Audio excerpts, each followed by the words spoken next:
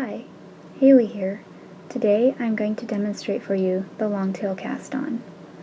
The longtail cast-on is nice looking, it's sturdy, yet moderately stretchy, and it can be started without using a slip knot at the beginning.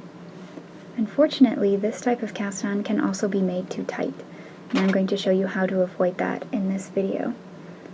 It also has a definite right side and wrong side, as I will also demonstrate to you after I get a few stitches on the needle.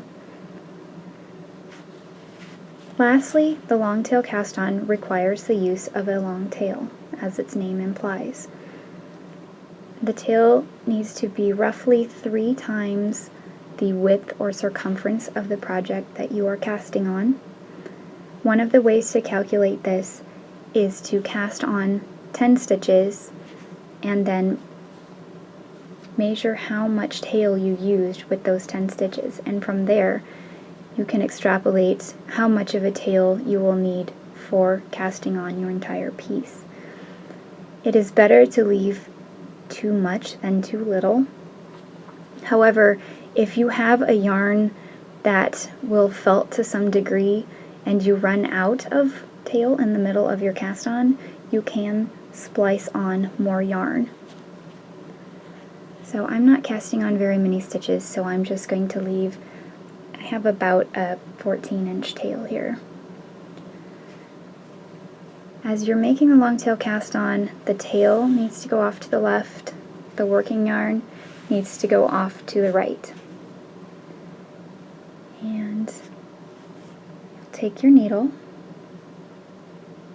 and put it underneath the point where you want to start casting on, and hold it on with your index finger, which is very important, otherwise that is going to slip off and it's going to be rather frustrating. So now I'm going to put my left hand behind both strands. I'm going to grasp both strands with my 3 lowest fingers. Then I'm going to put my thumb and index finger in between the 2 strands. So the tail is going over my thumb, and the working yarn leading off to the ball is going over my index finger.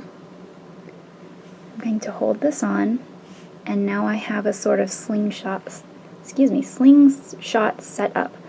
That is tough to say. I'm going to come up the thumb, around the strand on my index finger, and then back toward me under the strand on the thumb. Then I'm going to tighten it, but I am not going to tighten it too much. And here's where it gets really tight. If you pull the strand that is over your thumb too tight, that is what will make your cast on really, really tight, and nothing will loosen that. Again, up the thumb, down the index finger,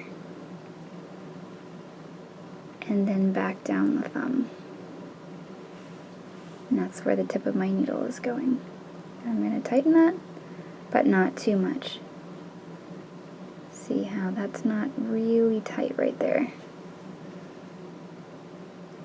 Up the thumb, down the index finger, down the thumb.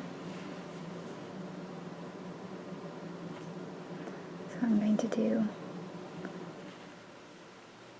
a couple more stitches here. And you may need to reposition your hands. This cast on tends to untwist the tail. Sometimes you have to put that twist back in.